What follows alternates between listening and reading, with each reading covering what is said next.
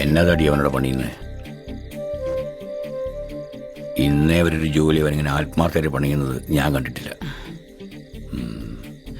പണിയിൽ ശ്രദ്ധിച്ചില്ലെങ്കിൽ ജീവിക്കാൻ പറ്റില്ല എന്ന് അവന് ബോധോദയം ഉണ്ടായി കാണും. ഞാനും കാണുന്നുണ്ട്. നന്നായ മതിയായിരുന്നു. ഹലോ, BMW ഓഫീസല്ലേ?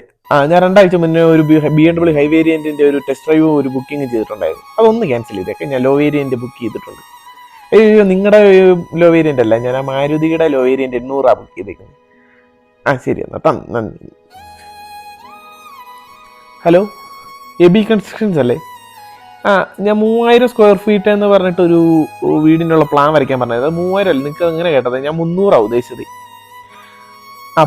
പെട്ടിക്കടയുടെ അത്രേ ഉള്ളൂ. പെട്ടിക്കട മതി. പെട്ടിക്കടയിൽ എവിടെയെങ്കിലും ഒക്കെ തട്ടടിച്ചിട്ട് അവിടെ കട്ടിലിട്ട് എടുക്കുക, ഇനി താമസിക്കാനാ തീരുമാനമേ. അവസ്ഥ ഏതാ? ശരിയാ, നമ്മൾ 300 പ്ലാനേ. ശരി, thank you. Hello, bank manager അല്ലേ? ലോണ് പാസ്സാക്കിയെന്ന് പറഞ്ഞില്ല, എന്നാൽ അത് എനിക്കൊന്ന് വേണമായിരുന്നു കേട്ടോ. അയ്യോ, വേണ്ടെന്നോ? അത് കള്ളും പുറത്ത് പറഞ്ഞതാ. പിന്നെ ഞാൻ ബാങ്ക് വാങ്ങിച്ചോളാം എന്നൊക്കെ പറഞ്ഞില്ലായിരുന്നോ? അതൊക്കെ കള്ളും പുറത്ത് പറഞ്ഞായിരുന്നേ. അപ്പോൾ ആ ലോണൊന്ന് പാസ്സാക്കി വിട്ടേക്കണേ. ശരിയെന്നാ. താങ്കൾ വാങ്ങിക്കാനൊന്നും ഉള്ള പ്ലാനൊന്നും ഇല്ല ഇപ്പം എനിക്ക്. ശരി. ഹലോ,